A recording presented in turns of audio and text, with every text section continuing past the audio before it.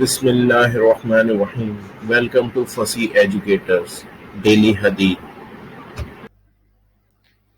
عبدالعزیز بن صہیب کہتے ہیں کہ قتادہ نے انس رضی اللہ تعالی عنہ سے پوچھا، رسول اللہ صلی اللہ علیہ وسلم کون سی دعا زیادہ مانگا کرتے تھے؟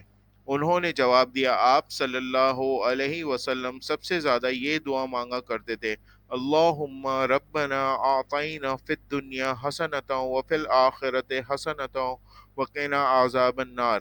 اے ہمارے رب، ہمیں دنیا اور آخرت دونوں میں بھلائی عطا کر اور جہنم کی عذاب سے بچا لے۔ زیادہ روایت میں اتنا اضافہ ہے، انس جب دعا کا قصد کرتے تھے تو یہی دعا مانگتے، اور جب کوئی اور دعا مانگنا چاہتے تو اسے بھی اس میں شامل کر لیتے۔ Qatadah asked Anas, which supplication would the Prophet, peace be upon him, often make?